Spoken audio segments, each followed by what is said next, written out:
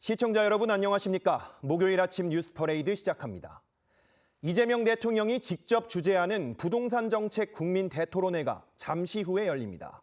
부동산 문제를 두고 각계 전문가와 일반 시민들이 머리를 맞댈 예정인데 주거 불안을 해결할 실질적 해법이 나올지 관심이 모입니다. 첫 소식 전정원 기자입니다. 부동산 시장 안정화를 위해 부처별 공개 토론회를 지시했던 이재명 대통령. 오늘 오전 일반 국민들의 의견을 듣는 대토론회를 직접 주재합니다. 우리 국민들의 목소리를 겸허하게 경청하고 또 그 속에서 실현 가능한 대안들, 대책들을 만들어내 보겠습니다. 100분간 이어지는 이번 토론회에선 각계 전문가와 공인중개사, 인플루언서 등 140명이 참석해 주택 공급과 세제 등 부동산 정책 전반에 대한 총의를 모읍니다. 토론회에 앞서 정부가 운영한 국민 정책 제안 홈페이지엔 열흘 만에 5,200건 넘는 제안이 접수됐는데 무주택자를 위해 대출 규제를 풀어달라, 1주택 실거주자의 세부담을 덜어달라는 성토가 이어졌습니다. 앞서 부동산 투기를 국민통합의 저해 원인으로 규정한 이 대통령은 망국적 부동산 공화국을 벗어나야 한다면서 강도 높은 시장 개혁을 예고한 바 있습니다. 정부는 국민 대토론회에서 수렴한 의견을 바탕으로 조만간 세제 개편안을 발표할 계획인데 실거주 1주택자와 비거주 다주택자 간 차등과세와 보유세, 거래세 조정 방향이 핵심 쟁점이 될 것으로 보입니다. TV조선 전정원입니다. 이런 가운데 이재명 대통령이 17억 원대의 근저당을 설정하고 분당 아파트를 판 것에 대한 비판 여론이 들끓고 있습니다. 심지어 재정경제부 내부 게시판에도 대통령의 편법 거래를 비판하는 익명 게시글이 올라왔는데 글이 올라온 당일에 즉각 삭제돼 반발이 나오고 있습니다. 이나영 기자의 보도입니다. 이재명 대통령이 1998년 IMF 외환 위기 당시 3억 9천만 원에 사들였던 분당의 아파트입니다. 지난 16일 29억 원의 인근 주민에게 소유권이 넘어갔습니다. 31억에 올라와 있지만 이거는 높은 거니까 그 금액이 28억, 29억에 계약이 됐어요. 하지만 이 대통령 부부가 매수인을 상대로 채권 최고액 17억 7천만 원의 근저당권을 설정한 사실이 알려지며 논란이 일었습니다. 매매가의 60%가 넘는 돈을 나중에 받기로 하고 집부터 넘겨준 뒤 해당 아파트를 담보로 잡아둔 겁니다. 이를 두고 지난 21일 재정경제부 내부 게시판에는 정부의 대출 규제와 대비해 대통령의 아파트 거래를 비판하는 글이 올라왔습니다. 게시글에는 주택담보대출이 나오지 않으면 사금융을 활용하라는 취지의 내용이 담긴 것으로 알려졌지만 글은 당일 곧바로 삭제됐습니다. 게시판 관리위원회는 공무원의 정치적 중립과 품위 유지 의무를 지켜야 한다며 비방이나 과도한 정치적 논쟁, 허위사실 유포에 해당하는 글은 게시해서는 안 된다고 밝혔습니다. 재경부 내부에서는 삭제 기준이 일관되지 않다는 반발도 나옵니다. 2024년 비상계엄 사태와 당시 경제부 총리를 비판한 글은 여전히 게시판에 남아있는데 유독 이 대통령을 겨냥한 글만 즉각 삭제됐다는 겁니다. 일부 진보 성향 온라인 커뮤니티에도 일반 국민 주택담보대출은 막으면서 대통령이 내로남불하고 있다는 등의 비판글이 잇따르고 있습니다. TV조선 이나영입니다. 근저당 설정 비판에 청와대는 전문가를 내세워 해명에 나섰습니다. 그런데 이 과정에서 이 대통령이 17억 원대 근저당에 대한 이자를 받지 않기로 한 사실이 추가로 드러났습니다. 매수자의 사정을 배려해 준 거래라고 했지만 야당은 대통령 스스로 정부 규제를 우회한 거라며 공세를 이어갔습니다. 최지원 기자입니다. 안녕하세요. 청와대는 이재명 대통령의 분당 아파트 근저당권 설정 논란을 주제로 자체 유튜브 방송을 진행했습니다. 청와대 참모나 공직자가 아닌 부동산 규제 옹호론자로 알려진 외부 전문가를 초대해 인터뷰하는 방식이었습니다. 대통령께서 그래 그러면 당신이 집 팔고 돈 준다고 하니 내가 그럼 그거 믿고 해줄게 근저당을 설정하신 겁니다. 그러니까 매수자를 고려한 대통령 어떤 매매 어떤 행위라고 보시면. 한 교수는 근저당권 설정은 매수인이 조합원 지위를 받게 하려는 배려였다거나 매도 자체가 주거 안정을 위한 솔선수범이라고 띄웠습니다. 이 과정에서 이 대통령이 17억여 원 근저당에 해당하는 이자를 받지 않기로 했다는 사실도 공개됐습니다. 통상 잔금 지급을 몇 달간 유예하면 액수가 크다 보니까 네네네. 이자만 해도 상당할 거지 않습니까? 그런데 네. 이자를 받지 않기로 한 것으로 확인이 됐습니다.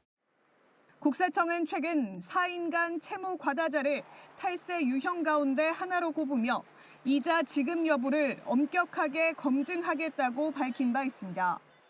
근저당 17억여 원을 받기로 한 10월 말까지 약 2천만 원 정도의 이자가 발생할 걸로 추정되는데 이럴 경우 매수자는 200만 원가량의 증여세만 내면 됩니다. 청와대는 무이자에 따른 증여세 문제는 규정에 따라 처리될 거란 입장을 냈습니다. 장동혁 국민의힘 대표는 대출을 빙자한 증여가 무한대로 가능해진다고 비판했습니다. 정점식 원내대표도 기상천외한 외상거래야말로 편법의 전형이라고 꼬집었습니다. TV조선 최전입니다. 오세훈 서울시장이 정치브로커 명태균 씨가 제공한 여론조사비를 대납했다는 혐의에 1심 법원이 선거법 위반이라며 벌금 1,000만 원을 선고했습니다. 대법원에서 확정된다면 서울시장직을 잃게 되는 건데요.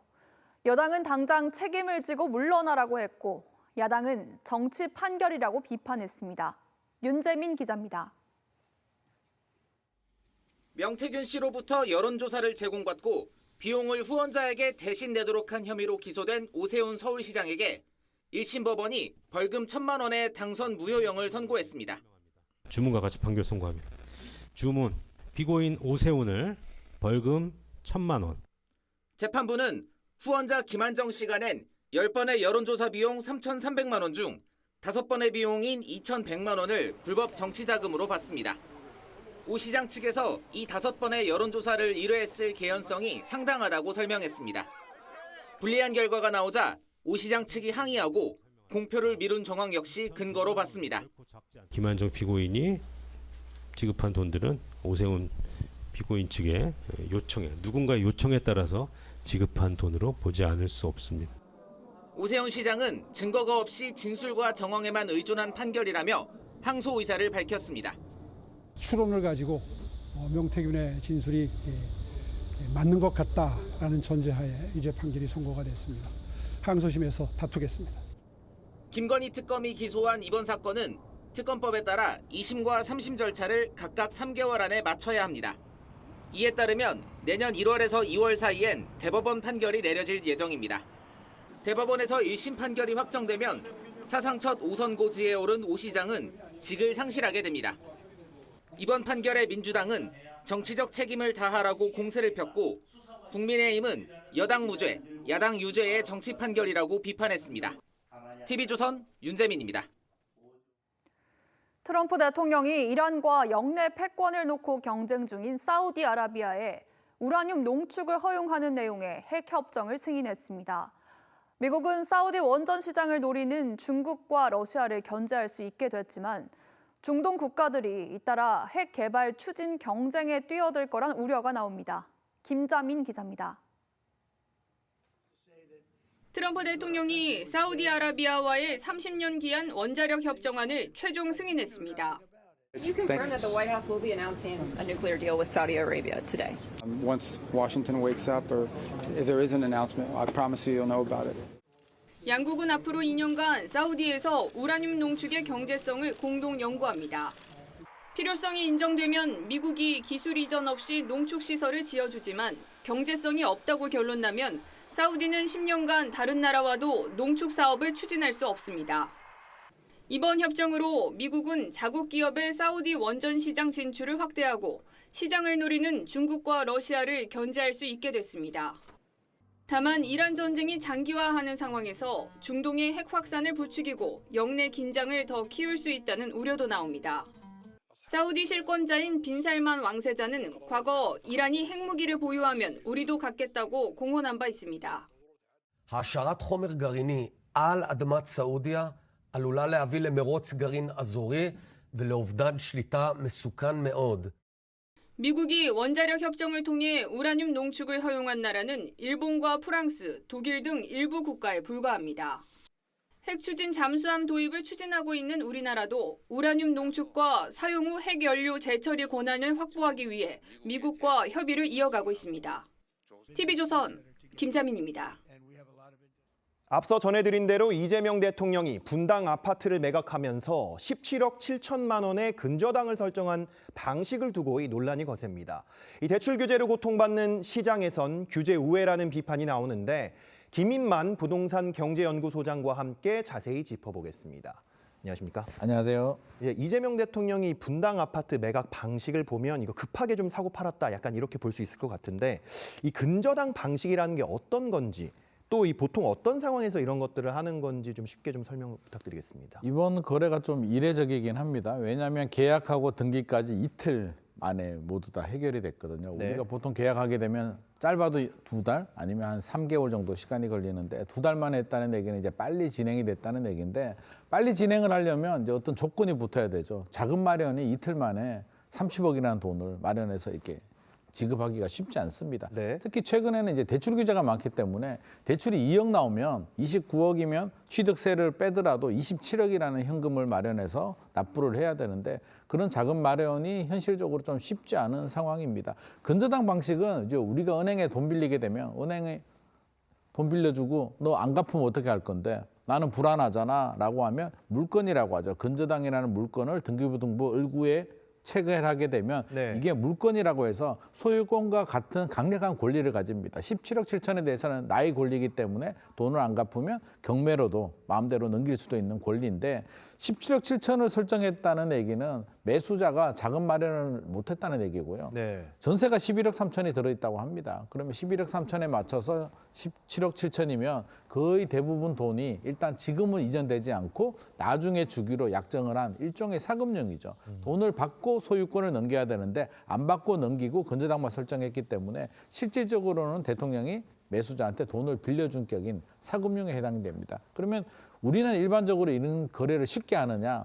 이게 불법은 아닙니다. 분명히 말씀드리지만 불법은 아닌데 일반적으로 이렇게 하자라고 하면 집주인들이 대부분 거절합니다. 아, 근데 소유권을 넘기는데 불편하게 그 돈도 안 받고 근저당 설정하고 내가 굳이 이렇게 해야 돼라고 해서 거절하는 방식인데 이걸 했다는 얘기는 아마도 지금 시기적으로도 그렇고 뭐 여러 가지 이유 때문에 빨리 좀 처분해야 되는 상황인 것 같습니다. 네.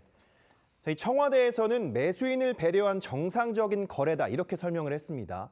그런데 이자를 안 받는다고 하더라고요. 이거 증여 이슈가 좀 생길 것 같은데 어떻게 보셨습니까? 아, 이게 일반적인 우리 사회 통념상은 뭐 3개월 정도야. 뭐 내가 능력이 되니까 나 안 받을래. 뭐 이렇게 충분히 넘어갈 수 있는 사안이에요. 사안인데 이게 법적으로 따지게 되면 이게 사금융이기 때문에 이자를 받는 게 저는 정상이었다고 생각이 되고요.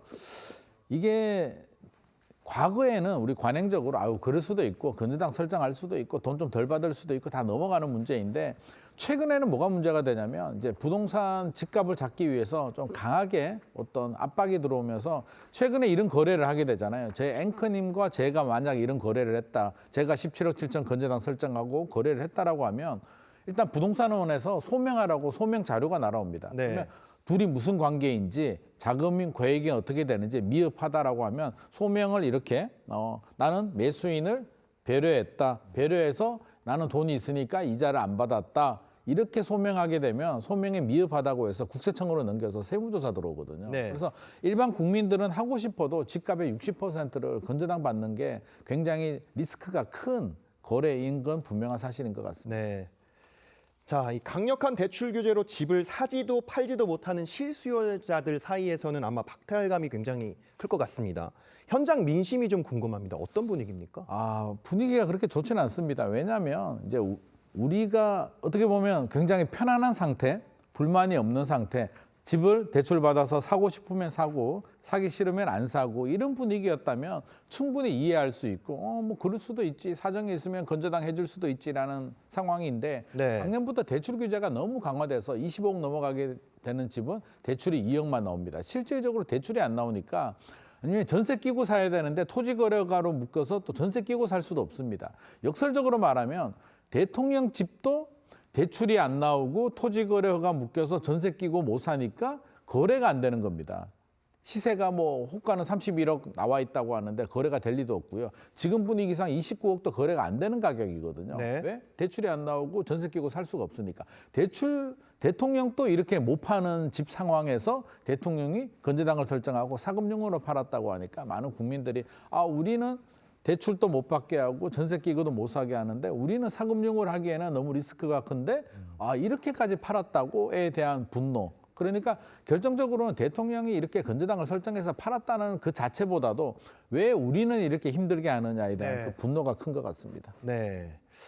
자, 잠시 후에 이제 부동산 정책 국민 대토론회가 열릴 예정인데 여기에 직접 참석하실 예정이시더라고요. 네네. 혹시 질문할 기회가 주어진다면 어떤 걸 좀 질문하고 싶으십니까? 저는 두 가지를 일단 좀 질문하고 싶은데요. 이번 세제 개편의 방향이 다주택자 규제, 초고가 주택 규제, 비거주 1주택자에 대해서 세금을 올리겠다라고 하는데 올리는 목적이 그러면 서울 집값이 안정되는 거 맞는가? 지금 15억 이하 중저가 아파트들이 서울 상승을 주도하고 있는데 초고가 주택 을 올린다고 해서 과연 중저가 아파트가 안정이 될까? 그리고 전월세 시장이 불안한데 비거주자나 다주택자를 규제했을 경우 세금을 올렸을 때 세입자 부담이 늘어나는데 이 문제는 어떻게 해결할 것인가를 일단 저는 묻고 싶고요. 네. 거래세를 올리고 양도세를 내린다고 하는데 또 양도세는 진짜 내릴 수 있는 건지 어떻게 내릴 건지 구체적인 방안을 좀 질문을 하고 싶습니다. 네, 정부가 구체적인 답변을 주기를 바랍니다.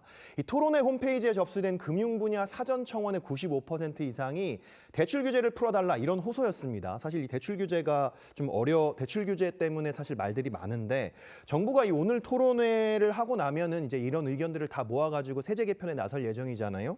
대출 규제 완화할 가능성 얼마나 있다고 보십니까? 저는 거의 없다고 보고요. 뭐 대출 규제는 현 정부의 정책 기조 방향성이기 때문에 일반적인 대출 규제를 풀어줄 가능성은 없습니다. 하지만 청년층의 불만이 많기 때문에 아마 조건부로 39세 이상 청년들이 생애 최초로 집을 살 때는 LTV를 좀 늘려준다든지 물론 소득 기준은 보겠습니다만 조건부로 일정 부분 살짝 늘려줄 수는 있습니다만 이번 의견 제시한 내용을 보게 되면 이게 대출이라는 게 전세 대출도 해당이 되고 매매 대출도 해당이 되고 많은 분야에서 해당이 되는데 국민들이 원하는 만큼 대출이 예전 수준으로 이렇게 원복되기는 좀 어려울 것 같습니다. 네, 알겠습니다. 잠시 후 부동산 대토론회 잘 지켜보겠습니다. 오늘 소장님 말씀 여기까지 듣겠습니다. 감사합니다.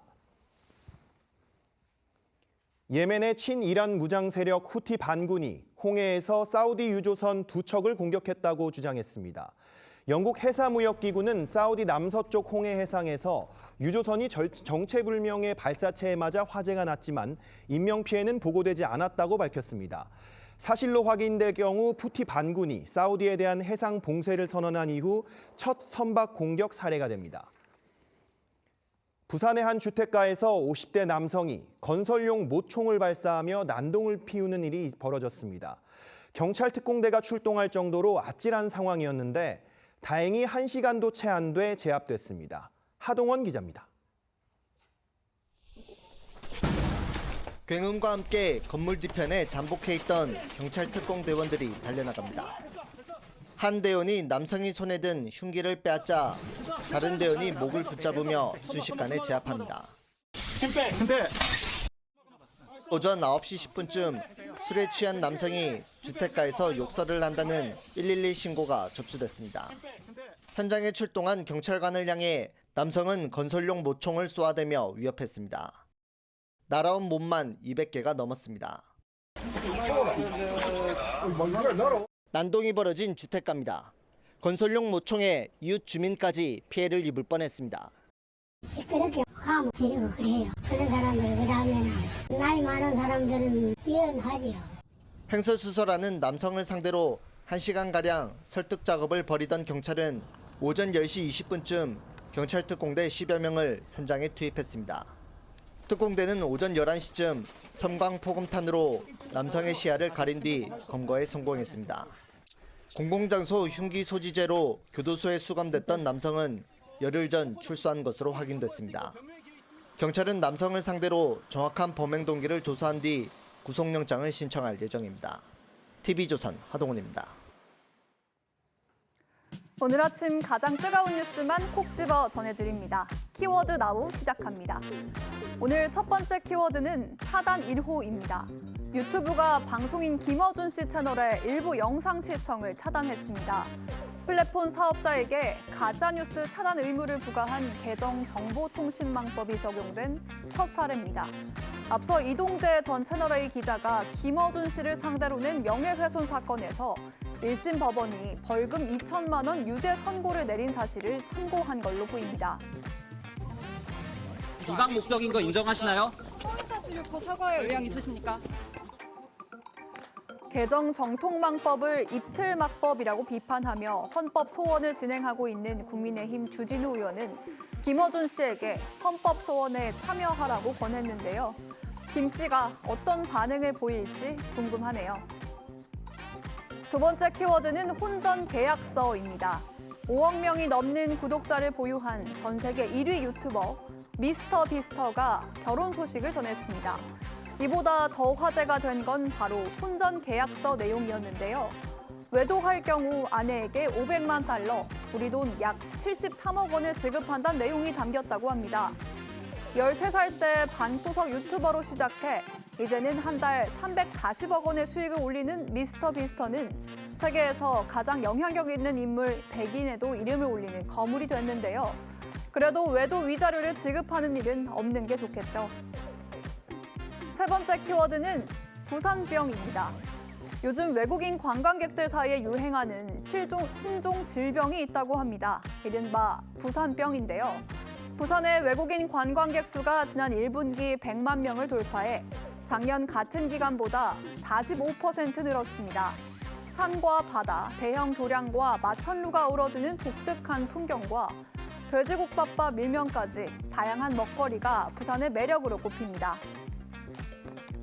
This walk is absolutely stunning along the sea. Like, it's beautiful. It looks so good. I would love it. It became like literally one of our favorite cities, not just in South Korea, but in the world. Like we're. 외국인 관광객의 증가로 부산 주요 상권의 공실률이 눈에 띄게 낮아지는 등 지역 경제에도 활기가 돌고 있다는데요. 국내를 넘어 세계적인 관광지로 자리매김하는 부산의 모습 기대해 보겠습니다. 지금까지 키워드 나우였습니다.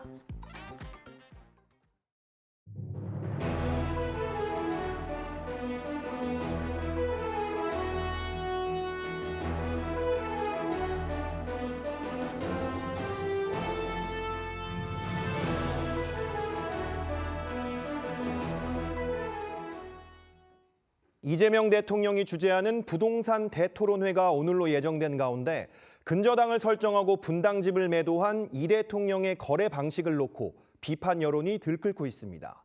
재경부의 내부 게시판에도 대통령의 편법 거래를 비판하는 익명 게시글이 올라왔는데 해당 글이 곧바로 삭제되면서 반발이 일고 있습니다. 이나영 기자가 보도합니다. 이재명 대통령이 1998년 IMF 외환 위기 당시 3억 9천만 원에 사들였던 분당의 아파트입니다. 지난 16일 29억 원의 인근 주민에게 소유권이 넘어갔습니다. 31억에 올라와 있지만 이거는 높은 거니까 그 금액에 28억, 29억에 계약이 됐어요. 하지만 이 대통령 부부가 매수인을 상대로 채권 최고액 17억 7천만 원의 근저당권을 설정한 사실이 알려지며 논란이 일었습니다. 매매가의 60%가 넘는 돈을 나중에 받기로 하고 집부터 넘겨준 뒤 해당 아파트를 담보로 잡아둔 겁니다. 이를 두고 지난 21일 재정경제부 내부 게시판에는 정부의 대출 규제와 대비해 대통령의 아파트 거래를 비판하는 글이 올라왔습니다. 게시글에는 주택담보대출이 나오지 않으면 사금융을 활용하라는 취지의 내용이 담긴 것으로 알려졌지만 글은 당일 곧바로 삭제됐습니다. 게시판 관리위원회는 공무원의 정치적 중립과 품위 유지 의무를 지켜야 한다며 비방이나 과도한 정치적 논쟁, 허위사실 유포에 해당하는 글은 게시해서는 안 된다고 밝혔습니다. 재경부 내부에서는 삭제 기준이 일관되지 않다는 반발도 나옵니다.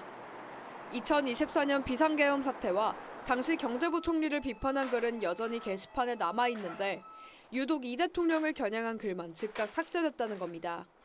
일부 진보 성향 온라인 커뮤니티에도 일반 국민 주택담보대출은 막으면서 대통령이 내로남불하고 있다는 등의 비판글이 잇따르고 있습니다.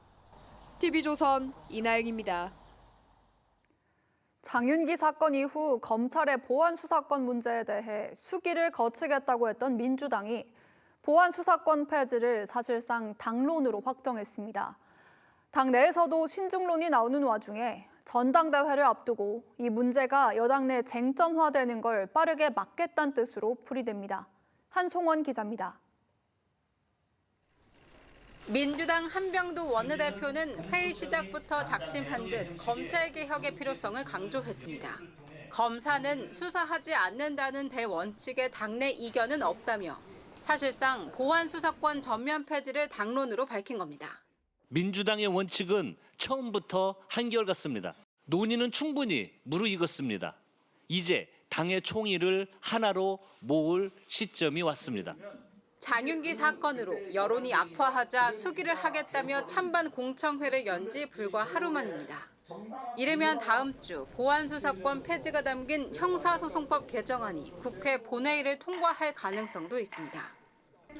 다음 달 전당대회를 앞두고 보안 수사권 문제가 쟁점화되는 걸 차단하겠다는 의지로 풀이됩니다. 빨리 해야 되겠다. 최대한 전당대회를 넘기지 않은 선에서 해야겠다는 기조는 있습니다. 국민의힘이 불참한 채 열린 국회 법제사법위원회도 소위를 열고 형소법 개정안을 논의했습니다. 보안 수사권 존치가 담긴 민주당 홍기원 의원 법안과 국민의힘 정점식 의원 법안도 심사했지만 법사위 최종안에 반영되지 않을 것으로 보입니다.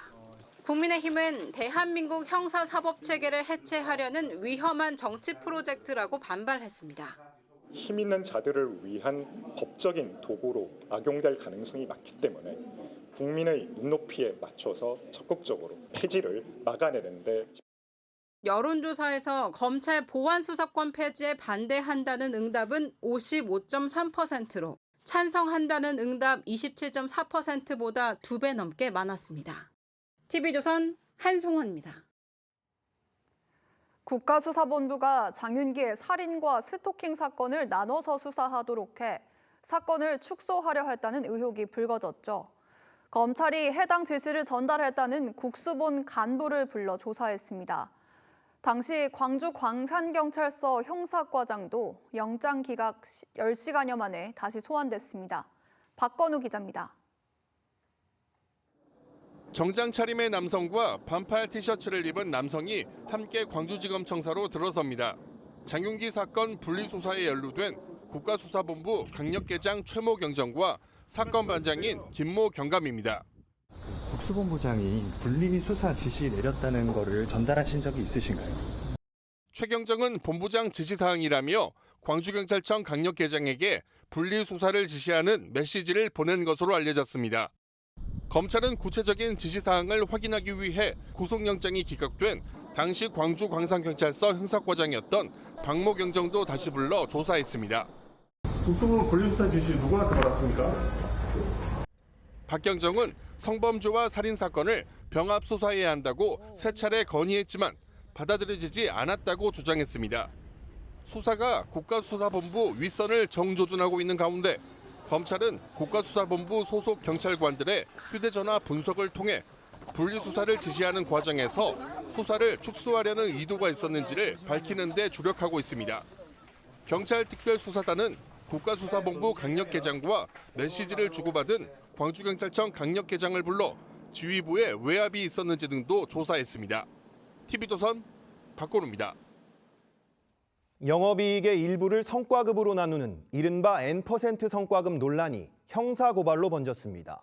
주주단체가 노동부 장관과 삼성전자, SK하이닉스 대표들을 고발했고 대통령과 최태원 SK회장도 문제를 제기했습니다. SK하이닉스에선 성과급 합의를 이룬 지 1년도 안 돼 지급 방식을 다시 협상하고 있습니다. 이나라 기자입니다. 대한민국 주주운동본부가 김영훈 고용노동부 장관과 삼성전자 전영현 노태문 대표, SK하이닉스 광노정 대표를 수사기관에 고발했습니다. 지난 5월 삼성전자 노사교섭을 주선한 김 장관에게는 직권남용과 강요 혐의를, 새 대표에게는 배임 혐의를 적용했습니다. 노사합의로 영업이익을 나누면 주주 몫이 줄고 회사에도 손해가 된다는 주장입니다. 시장 경제 질서에서 기업 이익의 잔여분은 위험과 손실을 부담한 자본, 고 주주에게 기속되므로 이재명 대통령도 영업이익 배분은 노동쟁의 대상이 아니라며 선을 그었습니다. 영업이익의 몇 퍼센트를 이게 쟁의 대상이 되느냐. 이건 주주도 할 수 없는 일을. 최태원 SK 회장 역시 주주 등 이해관계자에게 부정적인 영향을 준다면 제도를 손봐야 한다고 밝힌 바 있습니다. 다만 N% 성과급 자체만으로 배임이 되는 건 아니라는 시각도 있습니다.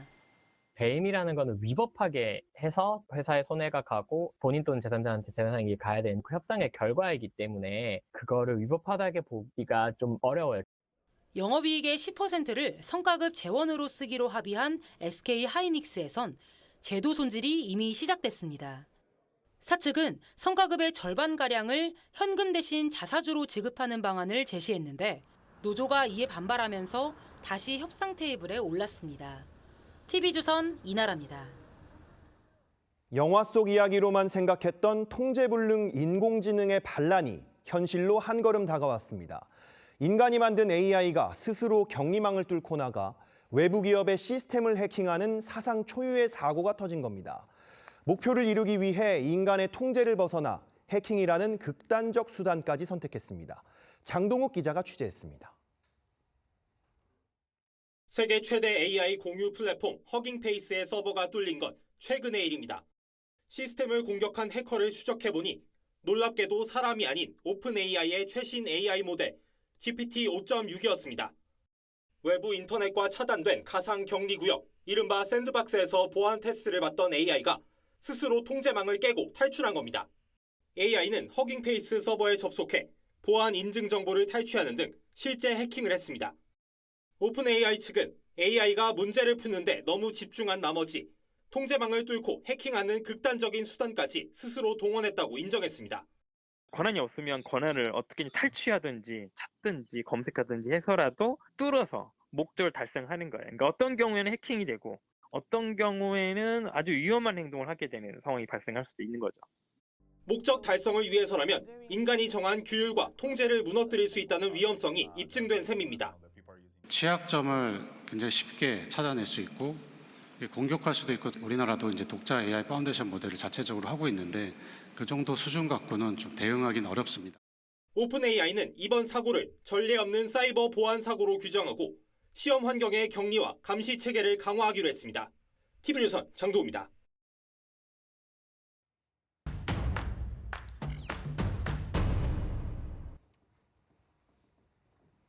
한 주간 가장 뜨거운 정치권 이슈 자세히 짚어보는 시간입니다. 신효섭 TV조선 보도해설 고문 함께합니다. 안녕하세요. 안녕하십니까. 네, 오늘 주제 유시민은 왜로 잡으셨던데요. 요즘 네. 유시민 작가가 이재명 대통령을 좀 거세게 비판해서 하는 말마다 논란이 일으키고 있던데 왜 그런 걸까요? 그러니까요. 지금 현재 논란이 되고 있는 그 발언부터 소개를 해드리면 네. 지난 21일이었습니다. 그제죠. 유시민 작가가 유튜브 채널에 출연을 해서 생방송되는 가운데서 이런 얘기를 했습니다. 뉴 이재명 그들이 하는 행동은 자칭 친명들이 벌이는 난동이라는 표현을 썼습니다. 난동이 아니라 대통령과 우리가 알지 못하는 어떤 참모들이 기획한 것이다. 그래서 난동 이퀄 대통령의 기획 작품 이런 식으로 주장을 했습니다. 그러면서 뉴 이재명 세력의 수장은 이재명 대통령의 가능성이 높다 이렇게 얘기를 하고 절대 권력은 100% 부패하고 어물전에서는 비린내가 나기 마련인데 그 비린내까지는 괜찮지만 이제 이대로 가면 썩은 내로 가면 안 된다 이런 식의 얘기를 해서 지금 민주당을 바깥 뒤집어 놨습니다. 근데 그에 앞서서 유시민 작가의 이재명 대통령에 대한 아주 격한 발언들은 사실 지난 3월부터 시작이 됐습니다. 지난 3월에 이른바 ABC-론을 주장을 했죠. 그래서 이재명 대통령을 지지하는 그룹들은 정치적 이해에 따라서 오락가락하는 사람이다. 그래서 B그룹이다. 이렇게 표현을 해서 당시에 이거 무슨 갈라치기 하는 거냐 이런 아주 강한 비판을 받았죠. 그다음에 6월 달에 들어서는 이재명 대통령이 핵심 지지층, 그러니까 여당의 핵심 지지층은 그 지지층에 넓히는 그런 문제와 관련해서 증축을 원했는데 이 대통령은 무리하게 지금 재건축을 시도하고 있다. 대통령의 자신감이 지나치다. 이렇게 얘기를 했고요. 그다음에 7월 15일에는 이 대통령이 선택한 정치적 노선은 매우 위험하다. 대통령이 실패의 길로 가고 있다. 결국은 국민이 나서서 뭔가를 바로잡지 않으면 길이 없다. 이런 식의 얘기를 해서 민주당을 발칵 뒤집어 놨고 아주 친명에 우리가 시체말로 말하듯이 속을 뒤집어 놨습니다. 네, 어떻게 보면 요즘 야권에서 나오는 비판보다 더 수위가 높은 것 그렇죠. 같은데 네. 이 대통령이나 친명계의 반응은 어떻습니까? 격하죠. 우선 이제 당사자인 이재명 대통령은 사실 좀 직접적인 어떤 대응을 삼가를 하고 있습니다. 지난번 3월달에 ABC론이 나왔을 때 이재명 대통령이 당시에 이제 SNS 글을 통해서 정치는 현실이다. 국민을 기준으로 판단한다면 이념과 가치가 뭐가 중요하냐 이런 식으로 이른바 이제 편가를 좀 경계하는 그런 발언을 했을 때 이게 유시민 작가의 발언에 대해서 좀 간접적으로 우회적으로 반박을 한 거다 이런 평가를 받았는데 그 이후에는 이 대통령이 직접 반격을 하거나 어떤 비판 발언을 하는 그런 얘기는 나오지 않고 있고 청와대도 마찬가지입니다. 대신 이제 이른바 친명계 조직이죠. 더민주 전국혁신회의가 유시민 작가를 향해서 사이비 예언자다 이런 식으로 비판을 했고요. 그다음에 이재명 대통령이 아주 복심이라고 할 수 있는 김남준 의원 같은 경우는 독재 정권과 싸우면서 문재인 정부 시절에 진중권 교수가 이제 진보의 대표적인 스피커였는데 나중에는 보수 진영 내지는 중도 보수를 지지하고 있잖아요.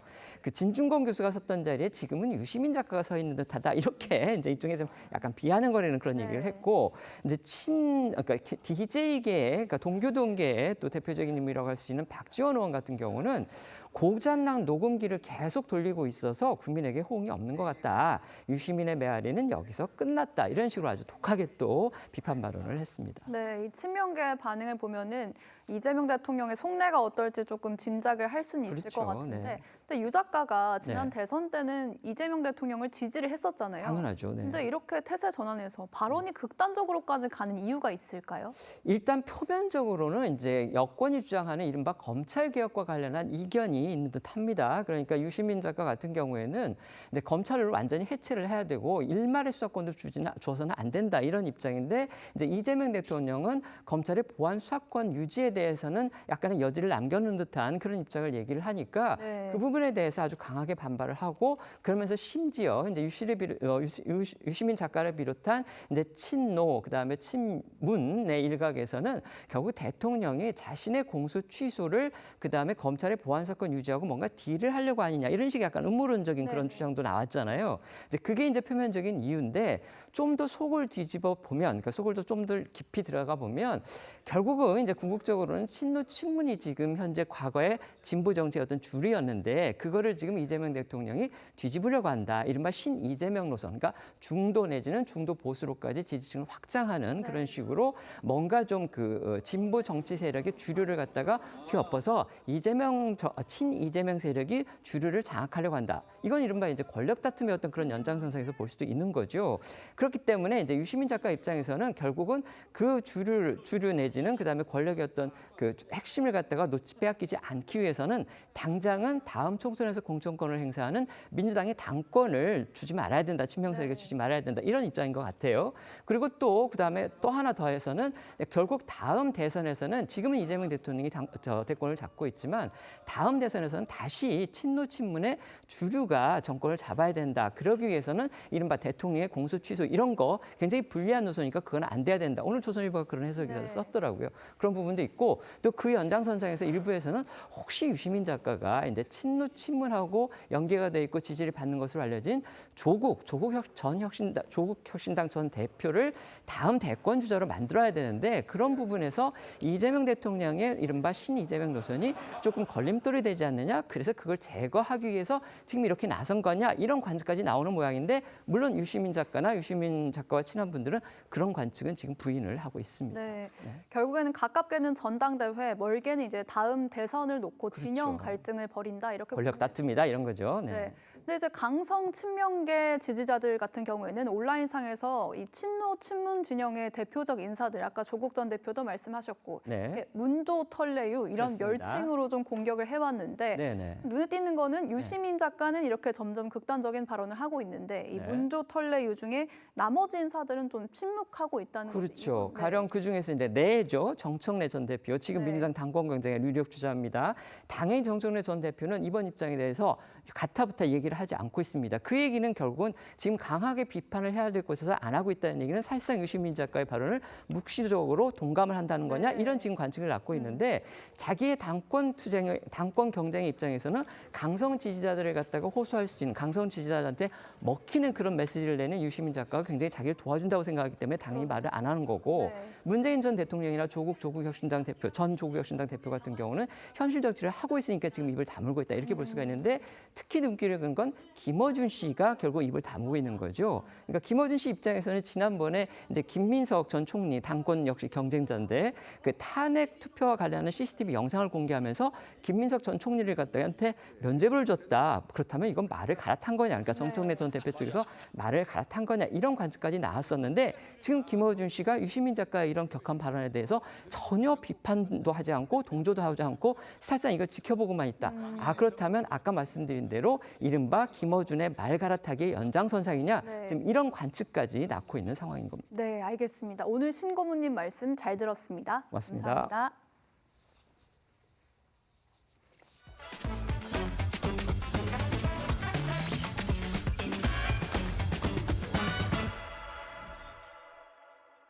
안녕하세요. TV조선 AI 리포터 아이온입니다.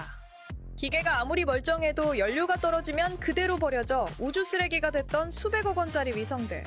이제 로봇이 직접 찾아가 새 심장을 달아줍니다. 우주로 간 로봇 정비공, 그 혁신 기술을 알아봅니다.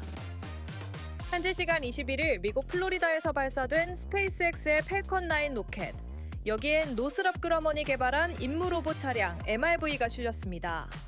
위성처럼 생긴 몸체에 길이 3m의 로봇팔 2개가 달린 이 로봇은 약 1년을 날아가 고도 36,000km 정지 궤도에 도착하게 됩니다. 그동안 정지 궤도의 위성들은 연료가 고갈되면 통제 불능 상태의 우주 쓰레기로 전락했습니다. 총알보다 빠른 속도로 날아다니며 다른 정상 위성들을 위협하는 시한폭탄이 됐고, 이를 대체하기 위해 수천억 원의 막대한 비용과 시간을 들여 새 위성을 쏘아 올려야만 했죠. 하지만 이제 MRV가 이런 낡은 위성에 접근해 로봇팔로 몸체를 단단히 붙잡고 임무 연장포드를 설치합니다. 세탁기 크기의 이 당치에는 전기 추진기가 들어있어 위성의 궤도와 자세를 대신 조절해줍니다. 수명이 끝난 2톤급 위성도 최대 8년이나 더 쓸 수 있게 우주에서 새 제트팩을 달아주는 셈입니다. 기존 수명 연장 우주선과 달리 이번 로봇은 장치만 떼어 붙여주고 다음 위성으로 훌쩍 이동할 수 있습니다. 이번 임무에서도 우주를 돌아다니며 통신위성 3대에 차례로 새 생명을 불어넣을 예정입니다. 이 기술이 본격적으로 활성화되면 천문학적인 위성 교체 비용을 아끼는 것은 물론 지구 궤도를 포화 상태로 만드는 우주 쓰레기 문제까지 획기적으로 해결할 수 있습니다. 고장나면 버리던 시대를 지나 로봇 기술이 경제적이면서도 지속 가능한 우주 정비소의 문을 활짝 열고 있습니다. 계속해서 오늘 증시 전망 알아봅니다. 밤사이 뉴욕 증시는 실적 발표를 앞둔 기술주 약세에 밀렸는데요. 장 마감 뒤 알파벳과 테슬라는 엇갈린 실적을 내놨습니다.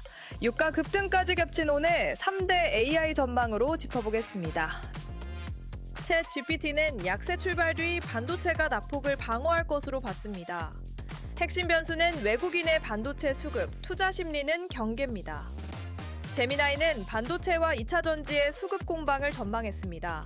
테슬라 실적 쇼크를 변수로 보고 투자 심리는 중립입니다. 클로드는 빅테크 AI 투자 확대를 반도체 호재로 봤습니다. 다만 유가와 전날 급등 되돌림을 감안해 신중한 낙관을 제시했습니다. 3대 AI 모두 반도체는 버팀목으로 봤지만 테슬라와 유가 부담에는 경계가 필요하다고 분석했습니다.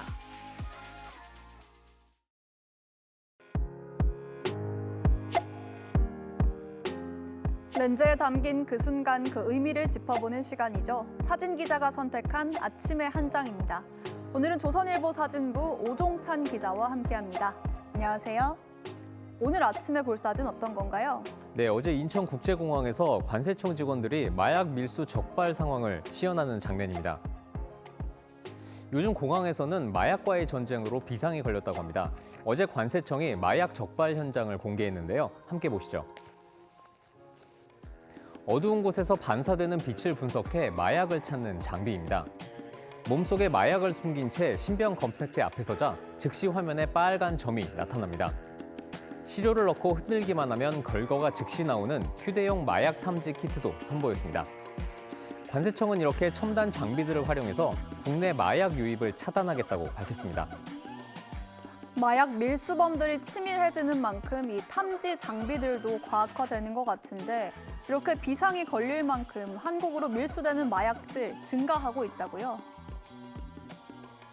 네, 관세청에 따르면 올해 상반기 국경에서 적발된 마약은 총 767건, 약 1톤으로 집계됐는데요. 지난해보다 24% 증가한 수치입니다. 국내로 유입하려는 마약 적발량이 상반기 기준으로는 역대 최대 규모인데요. 특히 항공 여행자를 통한 밀수 건수가 작년 대비 79%나 증가했다고 합니다.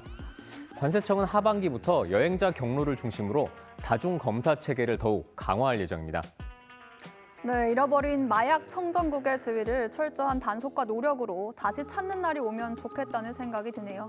지금까지 아침의 한 장이었습니다. 오늘은 큰 더위를 뜻하는 절기 대서입니다. 절기에 걸맞게 충청 이남 지역에는 밤낮 없는 더위가 기승을 부리겠지만 수도권과 강원을 중심으로는 장맛비가 집중되겠는데요. 레이더 영상 보면 강한 비구름대가 중북부 지역에 위치해 있습니다. 이들 지역을 중심으로는 오늘 낮까지 시간당 최대 30mm의 비가 쏟아지겠는데요. 오늘 예상되는 비의 양 살펴보면 인천과 경기 북부, 강원 북부에 80mm가 넘는 많은 비가 내리겠고요. 그 밖에 수도권과 강원 내륙에 최대 60mm, 충청에는 10에서 50mm가 예상됩니다. 한편 비가 소강 상태를 보이는 남부지방은 대기가 불안정하겠는데요. 5에서 40mm의 소나기가 지나겠습니다. 오늘 낮 기온 살펴보겠습니다. 서울 28도가 예상되고요. 폭염특보가 이어지고 있는 대구와 울산은 35도까지 올라 무척 덥겠습니다. 중부지방을 중심으로는 이번 주 내내 장맛비가 내리겠습니다. 날씨였습니다. 이상으로 목요일 뉴스퍼레이드 마칩니다. 저희는 내일 아침 7시 40분에 뵙겠습니다. 고맙습니다.